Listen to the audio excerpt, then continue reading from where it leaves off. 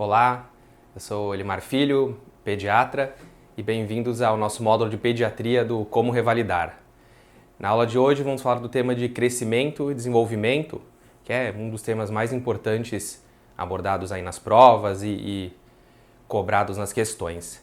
Então, vamos começar a definir crescimento e desenvolvimento. São fenômenos diferentes. O crescimento envolve uma função fisiológica, uma função corporal e física, enquanto o desenvolvimento engloba toda a parte neuropsicomotora, emocional e social da criança. O crescimento implica no aumento físico do corpo. Então, como você avalia o aumento físico do corpo? Através de indicadores antropométricos, medidas objetivas, como peso, altura, perímetro cefálico e outras medidas. Já o desenvolvimento são as capacidades de realizar funções complexas de discernimento e de habilidades psicomotoras.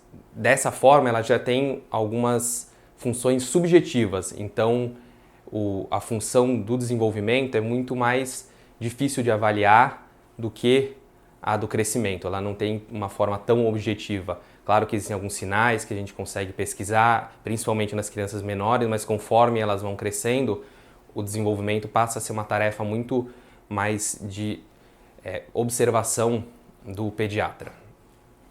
Então, o que influencia esses dois fatores? Quais são os fatores que mexem com o crescimento e com o desenvolvimento? Então, primeiro vamos falar do crescimento. Ele tem uma infinidade de fatores. O crescimento talvez seja o parâmetro mais influenciado por meios externos. Então, claro, a parte genética, toda a parte neuroendócrina, hormonal tem muita influência, mas a alimentação, a relação da criança com o meio ambiente, o clima onde ela vive, a sociedade onde ela está, o acesso daquela criança aos serviços de saúde, tudo isso influencia diretamente no crescimento. O meio ambiente, então, vai cada vez mais influenciando aquela criança recém-nascida, né? Logo que ela nasce. Então, a amamentação é o primeiro grande fator que influencia, né? A criança que é amamentada exclusivamente, outra que tem dificuldade, criança que tem refluxo, tudo isso já é o primeiro grande fator. E daí em diante começam a entrar cada vez mais os fatores de questões sociais, psicossociais, a relação da mãe com o filho, a alimentação em si complementar e toda a estrutura. Inclusive, hoje em dia a gente já tem alguns fatores diferentes que influenciam no crescimento. Então, a menarca precoce, que é dita, é um fator que acontece nos grandes centros urbanos, então totalmente influenciado pelo meio, fatores físicos influenciados pelo meio ambiente. Então nós temos alguns períodos de crescimento, né, do crescimento físico, que nós vamos falar primeiro. Esses períodos englobam umas fases rápidas e algumas fases mais lentas, então de crescimento, de ganhos muito rápidos, de uma curva muito rápida de ganho de estatura e de peso, e depois uma curva mais paralela, certo? O que a gente tem de muito importante nesses períodos de crescimento rápido são os déficits alimentares. Então, nós vamos ter uma aula só para falar sobre desnutrição. Nessa aula nós vamos explicar tudinho sobre o que esses alimentos, proteínas, carboidratos, como isso vai influenciar nesses períodos. Então, a nossa criança, logo que ela nasce, como eu falei, a questão da amamentação e da relação mãe-filho é muito importante e ela vai cada vez mais sendo influenciada pelo meio. Até a questão de 2, 3 anos, todo esse meio onde ela vai crescer é o que influencia mais. A partir daí começa a entrar uma fase mais de maturação, onde já é a fase mais lenta e o crescimento não é tão rápido, e aí a fase genética já influencia muito, a maturação óssea, a altura dos pais, tudo isso, principalmente na parte de altura, começa a influenciar um pouquinho mais do que o meio ambiente, mas sempre tem a influência dos dois. No crescimento, além da parte do meio ambiente, como eu disse, nós temos uma parte física que é muito influenciada basicamente por dois hormônios, né? O hormônio do crescimento e o hormônio da tireoide. São os dois hormônios que promovem, né, uma influência maior dentro do crescimento e, claro, na puberdade os hormônios sexuais entram, fazendo também essa segunda fase rápida do crescimento, né? Que se inicia ali a primeira fase rápida, né? Desde a vida intrauterina, então todo aquele ganho de peso e de estatura na fase intrauterina até cerca de 2 anos de idade é uma fase muito rápida, muito determinada pela nutrição. Depois dos 2 anos até a puberdade já entra numa fase de platô, onde o crescimento não é tão acelerado, é constante, e aí a influência da genética, dos hormônios, como eu falei, do crescimento e hormônio da tireoide vão influenciando cada vez mais. Quando chega a puberdade, novamente uma outra fase de crescimento rápido, onde aí os hormônios sexuais é que vão dar aquele influência, aquele fator de influência no crescimento nessa segunda fase rápida. Em relação ao peso, é considerado um índice muito importante também, principalmente porque ele consegue detectar variações rápidas, diferentemente da altura. Então, um déficit nutricional, uma falta de acesso a serviços de saúde, maus tratos, tudo isso influencia o peso muito rapidamente. Perda de peso ou não ganho de peso adequado. Já a altura demora um pouco mais para sofrer influência desses fatores externos. Então, com o peso, você consegue rapidamente, em questão de 1 mês, 2 meses, ter um parâmetro, né? Com os gráficos. Tudo que a gente consegue mensurar, consegue medir, a gente consegue colocar num gráfico de parâmetros. Então, talvez isso aqui seja a parte mais importante dessa questão de crescimento em relação a peso e altura, que são os ganhos nos 2 primeiros anos de vida. Nós temos aí até 3 meses um ganho de 750 a 900 gramas por mês, de 3 a 6 meses 600 gramas por mês, de 5 meses a 1 ano 300 a 400 gramas por mês e de 1 a 2 anos 200 a 300 gramas por mês. Então aquela fase rápida que eu falei vai indo até chegar nos 2 anos e estabiliza mais ou menos nesse ganho ponderal. Alguns macetes que a gente costuma usar para saber a evolução, né, do peso até os 2 anos, nessa fase rápida, é a partir do peso do nascimento. Então, quando a criança chega próximo dos 5 meses, ela dobra o peso do nascimento. Com 1 ano, ela triplica o peso do nascimento e nos 2 anos, ela quadruplica o peso do nascimento. Então, esse tem que ser um parâmetro, claro, não tão a ferro e fogo, nada muito exato, mais ou menos, sempre guardando alguma proporção, mas que é muito fácil de decorar e que, né, na questão da prova, na hora que você está resolvendo uma questão, você consegue pensar rapidamente nesse macetinho de 5 meses duplica, 1 ano triplica e 2 anos quadruplica. Você já fica com isso na cabeça. Já de 2 até 7 anos, existe alguns também parâmetros que a gente usa, mas a influência genética já é muito grande, então aí a gente tem já algumas coisas que começam a mudar um pouco. Então, de 2 a 3 anos, costuma ganhar de 1.800 a 2.000 gramas por ano, de 3 a 4 anos, mais ou menos 1.800, de 4 a 5 anos, 1.650 e de 5 a 7 anos, 1.500, sempre mais ou menos, porque nessa fase a genética influencia bastante. E o outro parâmetro que é muito importante para a gente usar, esse a gente já falou e consegue ver uma história pregressa da alimentação, do meio social, do acesso a serviços de saúde da criança, é a estatura. Ela é uma medida fiel do crescimento e ela vai espelhando toda a história pregressa da criança.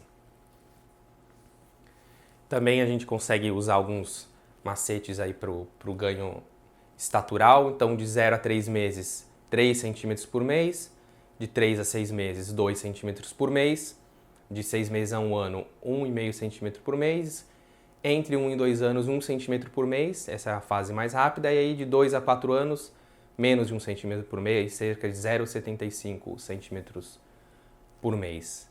Então, mais uma vez, a gente vê que no começo o crescimento é bem mais rápido, depois ele vai dando uma lentificada até atingir aquele platô. Também a gente consegue usar algum macete para responder as questões, para ter uma ideia de qual seria a altura ideal da criança.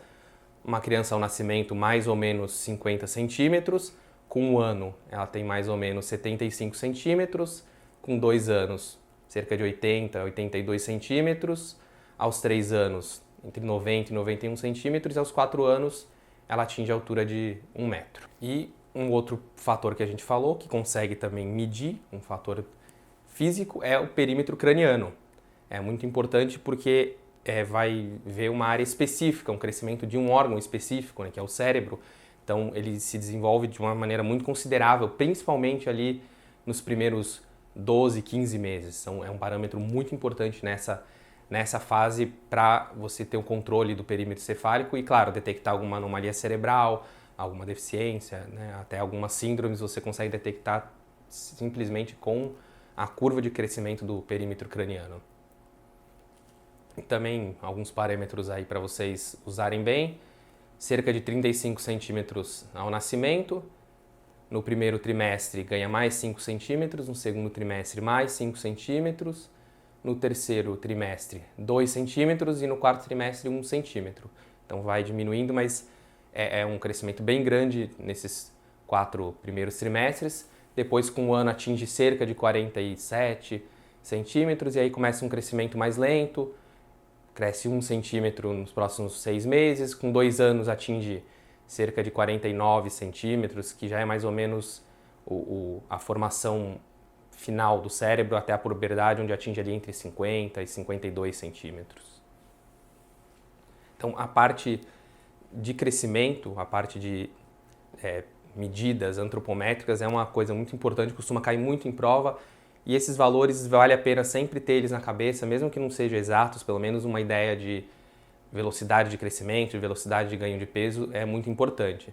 Assim como é o desenvolvimento, que é outra coisa também muito importante, sempre tem, e também a gente precisa ter todos os parâmetros e as fases do desenvolvimento da criança, que vai se referir às mudanças qualitativas, como ela vai adquirir habilidades, como ela vai interagir com o meio externo. Então começam já desde a fase intrauterina. Assim que a criança nasce, você já consegue ter uma ideia do desenvolvimento dela intrauterino por alguns sinais, e a partir daí, no acompanhamento, você vai vendo as habilidades e como a criança vai se desenvolvendo. Os primeiros sinais que a gente pesquisa logo que a criança nasce são os reflexos primitivos.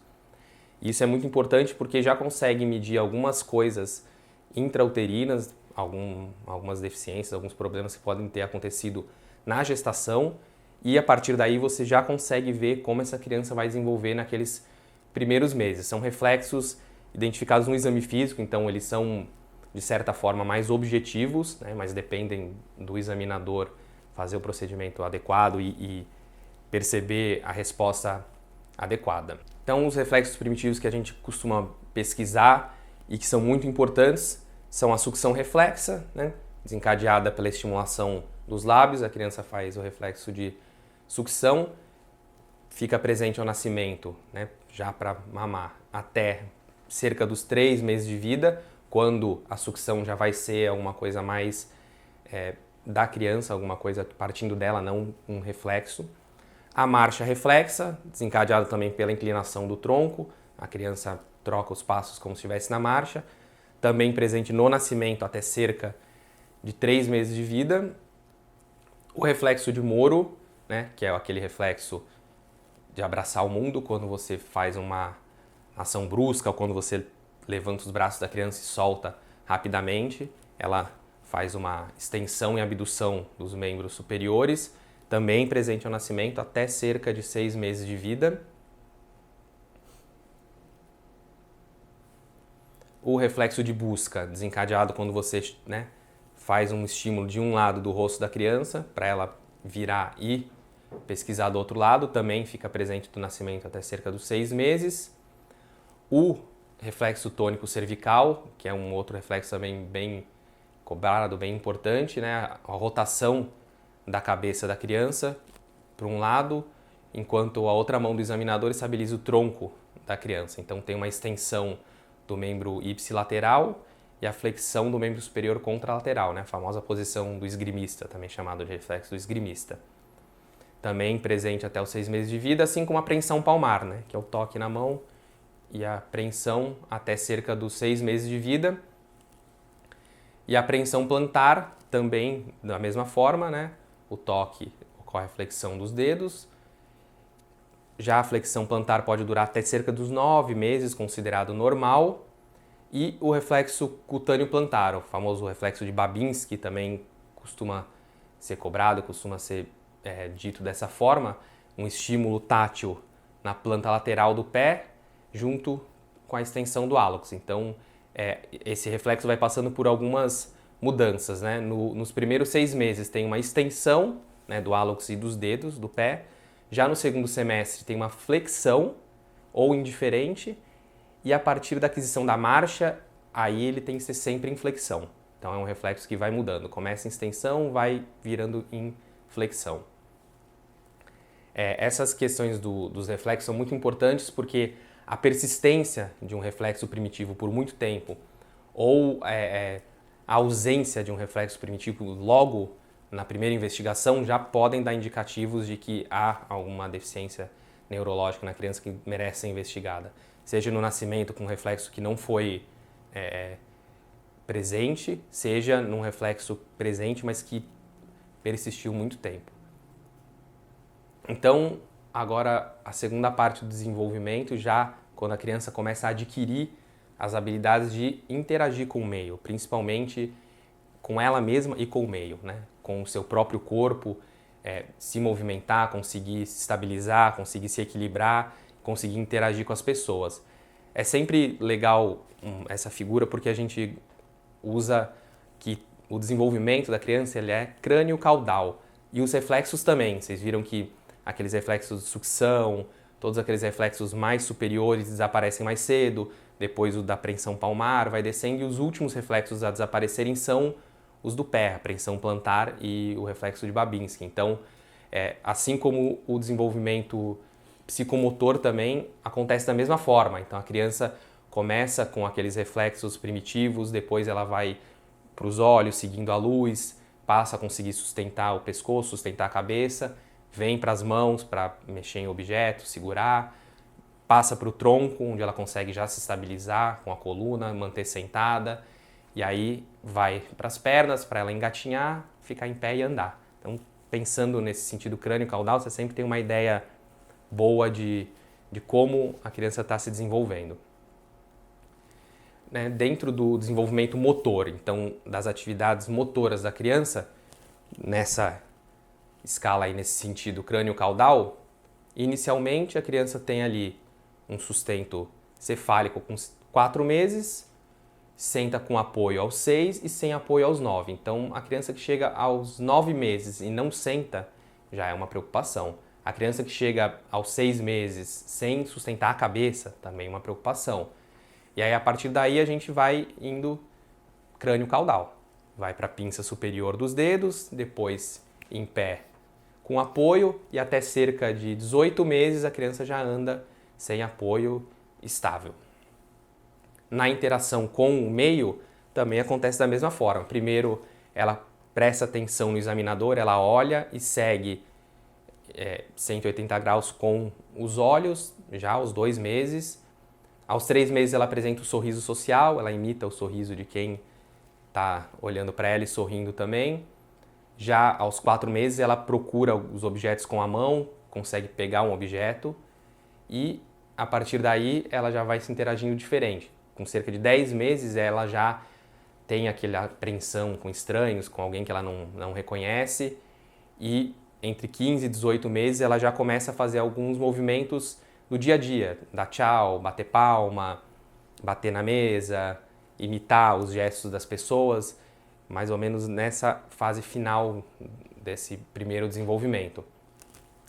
Já na linguagem, tem um intervalo um pouco maior entre uma fase e outra. Normalmente os primeiros sons começam ali aos 6 meses, onde a criança já busca se comunicar. As primeiras palavras de 12 a 18 meses, né, falando mamãe, papai, água.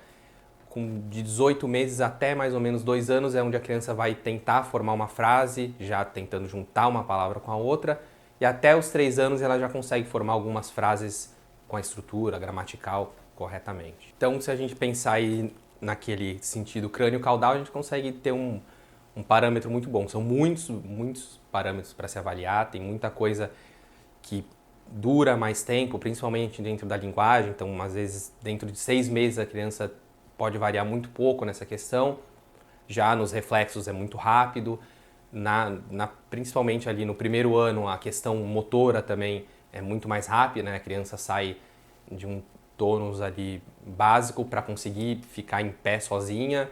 Então, usando essa imagem, usando esse gráfico, claro, não tem como decorar 100% tudo, mas tem como, né, seguir aquele sentido crânio-caudal e pensando, né, nas coisas que a criança vai desenvolvendo, nos parâmetros que a gente tem que seguir, até ficar isso na cabeça para a gente conseguir resolver as questões com tranquilidade. E o último parâmetro que a gente usa aí para avaliar o crescimento são os caracteres sexuais, o desenvolvimento sexual, bem específicos, né, da puberdade, para a gente avaliar o desenvolvimento na puberdade, e costumam cair muito nas questões relacionadas com atraso de crescimento, atraso de desenvolvimento sexual, algumas vezes até dentro de ginecologia e obstetrícia. A gente usa os estádios de Tanner, são bem tranquilos, já costumam ser bem na nossa cabeça. Para as meninas, a gente usa as letras E, M, P, que significam mamas e pelos pubianos. Então, as figuras são bem básicas. A menina, geralmente, por volta dos 8 aos 12 anos, 12, 13 anos, ela já inicia os primeiros sinais de puberdade, né, indo para M2 e P2, que são os primeiros sinais. Normalmente, quando ela entra já na fase de M3 e P3 é onde já acontece a menarca. Então, hoje em dia, aí por volta dos 10, 11 anos até uns 14 anos, é a idade típica da menarca. Normalmente, a menina está entre M3 e M4 nessa fase. E daí por diante, né, entre M4 e M5 e de P3 em diante, já é praticamente o estágio adulto da maturação sexual na menina. No menino a gente usa as letras G e P, G para genitália e P para pelos também. O menino costuma também entrar mais ou menos na mesma idade, um pouquinho mais tarde que a menina, por volta dos 9, 10 anos até cerca dos 13, ele está iniciando ainda ali o G2. Então, onde a menina normalmente já teve a menarca, o menino ainda está iniciando, é um pouquinho mais demorado. E aí daí em diante tem um período grande de desenvolvimento, então o menino pode ficar ali no G2, no P2, dos 10 aos 15 anos, mais ou menos, sem ter nenhum problema. Por volta dos 10, 12 anos é onde ele normalmente transiciona ali para o G3, e daí em diante, já para a fase adulta, de G4, G5, acima de 15 para 17, 18 anos, já na fase adulta da maturação sexual do menino. Bom, vamos então agora para as questões de provas, ver como são abordados os temas de crescimento e desenvolvimento nas nossas provas aí do Revalida. Então vamos para a primeira questão aqui. Uma equipe de saúde da família está em visita domiciliar e avalia uma criança de 8 meses. O menino está corado, com peso e estatura adequados para a idade, fixa e acompanha objetos em seu campo visual, balbucia e, colocado de bruços, levanta a cabeça momentaneamente. Ainda não passa da posição lateral para a linha média, nem rola da posição supina para a prona, levantados pelo braço, permanece passivo e não ajuda com o corpo. A mãe expressa preocupação porque o irmão mais velho com a mesma idade já sentava sem apoio. Qual é a conduta correta? Então ele dá aí todos os fatores de desenvolvimento da criança, né, e dá até um caso bem interessante para a gente ver.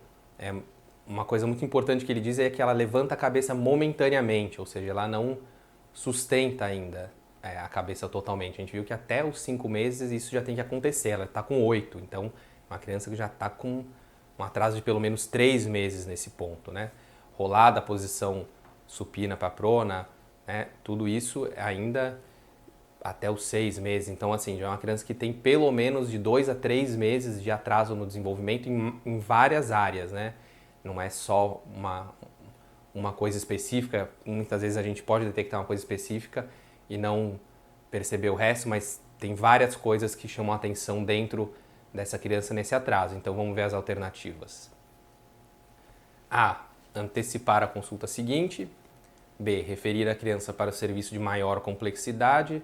C. Agendar visitas mais frequentes pelo agente comunitário. D. Orientar a família a estimular a criança e não deixá-la sempre em posição supina quando desperta. E tranquilizar a família e orientar para as diferenças normais de crescimento e desenvolvimento entre crianças. Bom, a gente já sabe que ela não está dentro do normal, ela já tem um atraso de pelo menos de 2 a 3 meses. Então, estimular a criança, tranquilizar a família, agendar mais visitas, nada disso nesse momento é importante. Como eu falei, que o crescimento e o desenvolvimento são muito importantes logo naquele primeiro ano, até os 18 meses de vida mais ou menos. Então, quanto mais rápido a gente detectar alterações, quanto mais rápido a gente descobrir por que aquilo está acontecendo, melhor vai ser o desfecho. Então, dessas alternativas aqui a gente tem de maior investigação, de atitude mais rápida frente a esse atraso, é a alternativa B, referir a criança para um serviço de maior complexidade para investigação desse atraso. Próxima questão, então vamos lá. Uma lactente com 6 meses de idade é levada à consulta de puericultura na unidade básica de saúde. A mãe relata ter feito 9 consultas pré-natais e não ter nenhuma intercorrência na gestação. Informa que a criança nasceu a termo, com peso de 3 kg, sem intercorrências, e não há relato de doença na história pregressa da criança. A mãe refere que a criança está saudável em aleitamento materno exclusivo. Na avaliação do desenvolvimento neuropsicomotor, o profissional observa que ela troca objetos de uma mão para a outra, sustenta bem a cabeça, rola com facilidade e fica sentada quando se apoia nas mãos. Então, uma criança com 6 meses, você vê, totalmente diferente da outra questão. Ela já sustenta a cabeça, ela consegue trocar objetos, então naquele sentido crânio-caudal que a gente pensou, né, que com 1 ano mais ou menos a criança já consegue ficar em pé, pelo menos com apoio. Então, se a gente pensar na metade do caminho ali na região do tórax, é onde a criança está ali com as mãos, então ela consegue trocar os objetos, ela rola com facilidade e ela consegue ficar sentada com apoio, quer dizer, ela já está ali no desenvolvimento da região dos quadris. Com 6 meses, então isso está dentro do adequado. Vamos ver as alternativas. Então, alternativa A, desenvolvimento neuropsicomotor adequado, devendo retornar seguindo o calendário de puericultura. Alternativa B, desenvolvimento neuropsicomotor adequado, devendo ser estimulada e reavaliada em 30 dias. Alternativa C, um provável atraso no desenvolvimento, devendo ser estimulada e reavaliada em 7 dias. E D, um provável atraso no desenvolvimento, sendo necessário encaminhá-la para avaliação pelo neurologista. Então, como a gente viu que a criança está adequada, ela tem 6 meses e está ali exatamente na metade do sentido crânio-caudal, ali na região já do quadril, sentando pelo menos com apoio, então ela não tem atraso. Então, a alternativa C e D a gente já pode excluir. A alternativa B diz que ela deve ser estimulada e reavaliada em 30 dias. Se a gente não viu nenhum atraso, nenhum problema, não tem por que a gente pensar em estimular e reavaliar. A alternativa que contempla aí melhor o caso é a alternativa A, o desenvolvimento adequado e retornar segundo o calendário de puericultura normal. Vamos lá para mais uma questão. Mãe de um lactente de 4 meses está preocupada pois seu filho não sustenta a cabeça. Na história perinatal teve um parto vaginal, banhado em mecônio espesso, necessitando de reanimação na sala de parto. Apgar de 1, 4 e 7. Peso de 2.800 gramas, comprimento de 49 centímetros. No exame físico, ele eleva momentaneamente a cabeça na posição prona e sorri, faz semiflexão dos cotovelos e pronação do antebraço e flexão de punhos e dedos. Ele tem um reflexo tônico cervical assimétrico e um reflexo de Moro exacerbado. Então aqui ele dá algumas já informações importantes, né? Apesar dele estar ali com 4 meses, não sustentar a cabeça ainda, é aceitável. Ele já nos disse ali que a parte dos reflexos dele estão alterada. Então, reflexo tônico cervical assimétrico e o reflexo de Moro exacerbado são coisas que chamam atenção. Então, ele tem alguma alteração detectada ali rapidamente. Vamos ver as alternativas aqui. Alternativa A, limites normais do desenvolvimento neuropsicomotor e necessita de estimulação em casa. Alternativa B, distúrbio neuropsicomotor pela asfixia perinatal e que terá um atraso definitivo físico e mental. Alternativa C, distúrbio neuropsicomotor temporário pela asfixia, que irá se desenvolver normalmente. E alternativa D, distúrbio neuropsicomotor pela asfixia perinatal, que necessita de acompanhamento multiprofissional. Então, dessas alternativas, a gente viu que ele não está dentro do normal, principalmente por aqueles dados de reflexo que eles passaram, do reflexo exacerbado de Moro e o tônico cervical alterado, né, assimétrico. Então, a alternativa A está fora. Ele possui um distúrbio neuropsicomotor, mas a gente não pode afirmar que ele vai ter um atraso definitivo ou que ele irá se desenvolver normalmente. Nada disso pode ser afirmado com 4 meses de idade. Ele vai ter que ser investigado, ele vai ter que passar por exames, por especialistas, né, serviços de maior complexidade para identificar a causa daquele problema e aí sim ter um prognóstico, ter uma avaliação. Então, a alternativa que diz para a gente exatamente o que tem que ser feito é a alternativa D, um distúrbio pela asfixia perinatal e que necessita de um acompanhamento multiprofissional. Isso é muito importante. Então, basicamente aí vocês viram que a questão do desenvolvimento é muito mais cobrada, a questão de crescimento, de ganho de peso e altura, ela é mais cobrada nas formas de desnutrição. A parte de desenvolvimento neuropsicomotor sempre cai aí nas provas, então fiquem de olho, estudem bem esse tema e boa prova.